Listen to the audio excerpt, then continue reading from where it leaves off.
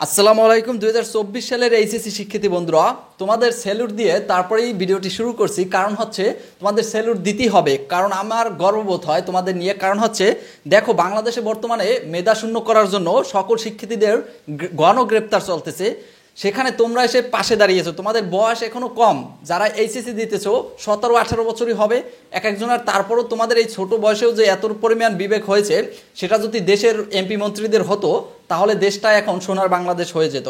কিন্তু এখন জয় বাংলা হয়ে গেছে দেশটা। আর তোমাদের এইচএসসি পরীক্ষারও জয় বাংলা করে দিয়েছো। তোমরা এইচএসসি পরীক্ষা থেকে বয়কটের ডাক দিয়েছো। এটা হচ্ছে আমাদের কাছে অনেকটা গর্বের মনে হয়।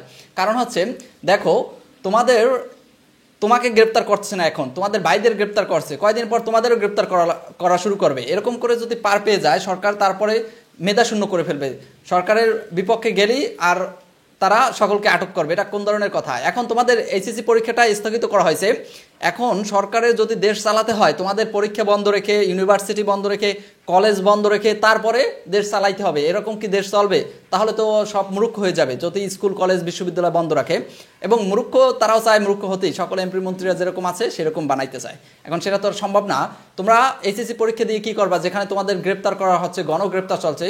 এই জন্য তোমরা এইচএসসি পরীক্ষা বয়কট করেছো, এটা আমরা অনেকটাই সাপোর্ট করতেছি। এখন তোমাদের এইচএসসি পরীক্ষাটা আসলে 11 তারিখে হবে, সেটা অনেকে দেখেছো নিউজ। তারপরও আমরা একটু নিউজটা দেখবো। কোন নিউজটা দেখবো? সেটা হচ্ছে তোমাদের 11 তারিখে যে এইচএসসি পরীক্ষাটি হবে, সেটির নতুন একটা রুটিন দেওয়া লাগবে। নতুন রুটিন অনুযায়ী হবে। সেই নতুন রুটিনটি কবে নাগাদ দিবে এবং কীরকম রুটিনে কোনো বন্ধ থাকবে কিনা সেটা জানিয়েছে শিক্ষা বোর্ডের চেয়ারম্যান। তাকে ফোন দেওয়া হয়েছিল, সাংবাদিকরা ফোন দিয়েছিল এবং তিনি ফোনে কি বলেছে সেটাই আমি এখানে শো করব।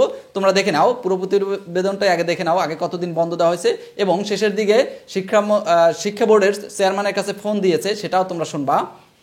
এইচএসসি ও সমমানের পরীক্ষা স্থগিত করা হয়েছে। এরপরে নতুন সূচিতে আবারও পরীক্ষা নেওয়া হবে বলে জানিয়েছেন আন্তঃবোর্ড সমন্বয়ক অধ্যাপক তপন কুমার সরকার। এদিকে গ্রেফতার হওয়া শিক্ষার্থীদের মুক্তি না দেওয়া পর্যন্ত পরীক্ষায় অংশ না নেওয়ার ঘোষণা দিয়েছে ঢাকার বেশ কিছু কলেজের পরীক্ষার্থীরা।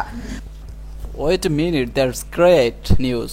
কারণ হচ্ছে দেখো, এইচএসসি যারা দেয় তারা কিন্তু অনেক বড়ও না। তাদের সদ্য কারো যারা এইচএসসি দিয়েছে 18 বছর হয় না, অনেক স্টুডেন্ট আছে, অনেকের 18 বছর হয়েছে মাত্রই, কারণ তারা কিন্তু এখনও যুবক। এখন তাদের ভিতরে যে এই যে মেন্টালিটিটা এসেছে মানুষের পাশে দাঁড়ানোর, দেশ গড়ার, এটা আমারকে অনেকটাই গর্ববোধ হয়। আমি কিন্তু এইচএসসি পরীক্ষা দেওয়ার সময় এরকমটা বুঝিই নাই। ঢাকা ইউনিভার্সিটিতে যখন পরীক্ষা দিয়েছি তখনও বুঝতাম না দেশের হালচাল। কিন্তু তোমরা যে এতটাই বুদ্ধিমান এবং লিজেন্ড, এটা আসলে দেখে আমি গর্বিত। কারণটা হচ্ছে বাংলাদেশে এখন অনেক স্টুডেন্টদেরই গণগ্রেপ্তার চলছে। তাদের মুক্তির জন্য তোমরা তোমাদের এইচএসসি পরীক্ষা স্থগিত বয়কট করেছো। এটা অনেকটা না গর্বিত মনে হয় যে স্টুডেন্ট অবস্থায় যদি আমিও এটা করতে পারতাম তাহলে আমারও অনেকটাই গর্বিত মনে হতো। যাক, এরপরে সামনের দিকে আরও দেখি যে কি হয়েছে। কোটা আন্দোলনকে ঘিরে সারা দেশে সহিংসতা এবং চলমান কারফিউ কারণে এখন পর্যন্ত 8টি পরীক্ষা স্থগিত হয়েছে। প্রথমে গত 18 জুলাইয়ের পরীক্ষা স্থগিত করা হয়। তারপর একসঙ্গে 21, 23 এবং 25 জুলাইয়ের সব শিক্ষা বোর্ডের এইচএসসি এবং সমমানের পরীক্ষা স্থগিত করা হয়। এরপর আরেক দফায় 28 জুলাই থেকে 1 আগস্ট পর্যন্ত পরীক্ষা স্থগিত করা হয়।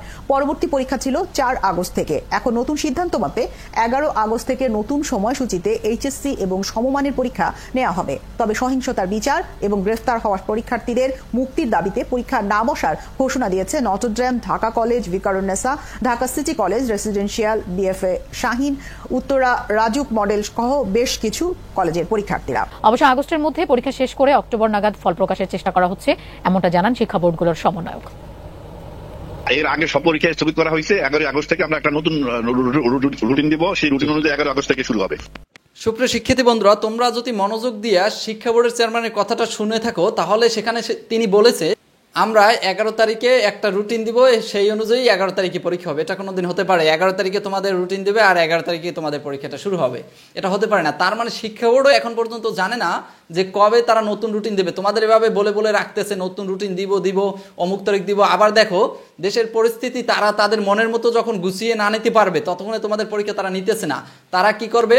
তারা সবাইকে আটক করা হবে, আটক করে বন্দি রেখে, যারা এখন কথা বলতেছে, যারা আন্দোলন করতেছে তাদেরকে আটক রেখে তারপরে তোমাদের পরীক্ষাটা তারা নিশ্চিন্তে নেবে। কিন্তু তোমরা তো পরীক্ষা বয়কট করে দিয়েছো, এটা ভালো কাজ করেছো। সবারকে মুক্তি দেওয়ার পর তারপরে তোমরা পরীক্ষায় বসবে, এমনটাই যদি থাকে তোমাদের এই শর্ত, তাহলে অবশ্যই তারা মানতে বাধ্য হবে। এখন শুধু 2-1টা কলেজ হলে হবে না, সকল কলেজে শিক্ষার্থীদের এমন একটা বিজ্ঞপ্তি দেওয়া উচিত। এবং আমরা দেখি কবে রুটিনটি দেয়, রুটিনটি দিলে সাথে সাথে তোমাদের জানিয়ে দেব। সকলের জন্য শুভকামনা রইল। আর আমরা চাই যে দেশের পরিস্থিতি আবার ভালো হোক, আবার আমরা একটা সোনার বাংলা স্বপ্ন দেখি এবং সেই বাংলায় সবাই, সকল শিক্ষার্থীরা তাদের মনের মতো পড়াশোনা করতে পারবে এবং মনের মতো পরীক্ষা দিয়া একটা ভালো জায়গায় চাকরি নেবে, এটাই সবার স্বপ্ন এবং মানুষের মতো মানুষ হবে। এবং সেরকম আমরা শাসক চাই, সেরকম আমাদের যেন প্রধানমন্ত্রী, মন্ত্রী, এমপি সবাই যেন সেরকম স্টুডেন্ট বান্ধব হয়, সেটাই আমরা চাই। সবার জন্য শুভকামনা রইল। আশা করি সবার পরীক্ষাগুলো ভালো হবে এবং সবাই পড়াশোনা করো আশা করছে।